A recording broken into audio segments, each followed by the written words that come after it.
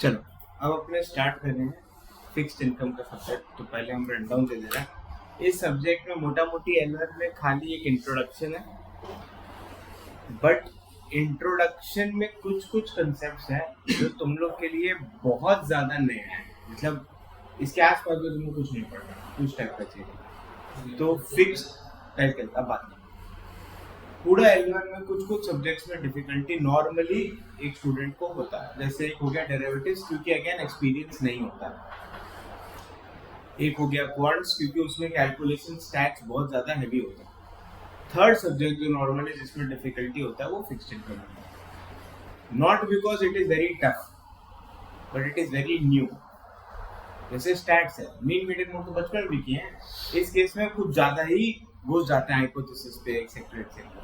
तो वो थोड़ा नया लगता है, टफ लगता है, प्रैक्टिस का हैंग नहीं बैठता। और उसमें क्या है, आप प्रैक्टिकल कुछ नहीं दे सकते, क्योंकि प्रैक्टिकल कैसे देंगे, इट इज वेरी कॉम्प्लिकेटेड।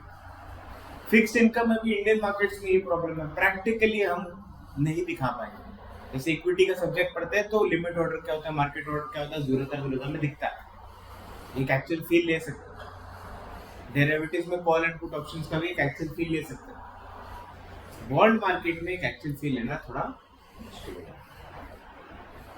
तो ये एकदम नया है हम लोग के लिए। बॉन्ड्स कुछ नहीं होता है, मतलब एफडी करो 6% 7% फिक्स आता है, बस वही बॉन्ड है एक तरह से। बट अब बॉन्ड मार्केट क्या होता है, उसमें किस तरह काम होता है, वो सब थोड़ा सा नया चीज है जो अपने को करना है। ठीक है, अब देखो इसको अपने डिवाइड कर लेते हैं कंटेंट को। कंटेंट बहुत ज्यादा है, चैप्टर वाइज 47 से लेके 60 समथिंग कुछ चलता है, 65 कुछ चलता है। तो 18 के आसपास चैप्टर है, लेकिन हर चैप्टर 3-3 पेज का है, 2-2 3-3 पेज का, 4-4 पेज का। तो वो बोल के चैप्टर बोल के है ही नहीं। 47 से लेके 49-50 तक मोटा मोटी एक ही चैप्टर का कंटिन्यूएशन है। 50 से लेके 52-53 तक मोटा मोटी एक ही चैप्टर का कंटिन्यूएशन है। बीच में एक कंसेप्ट आता है duration, which is the key important concept in fixed income.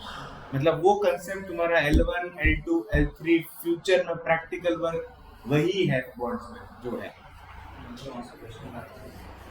अगर हम पेपर बना रहे होगा हम तो वहां से भर भर के देंगे, अब हमको नहीं। एंड लास्ट में 60 से 65 तक asset back securities, mortgage back securities, ये सब के ऊपर chapters. Not that heavy, but again all are very much similar. मतलब asset back security, mortgage back security, सब बहुत सिमिलर चीज है, बहुत माइनर डिफरेंसेस होगा, खाली वही सब में थोड़ा समझने में दिक्कत होता है। अगेन तो क्या इलाज है, समरी शीट, वो चैप्टर्स तुमको फिर देखना ही नहीं पड़ेगा।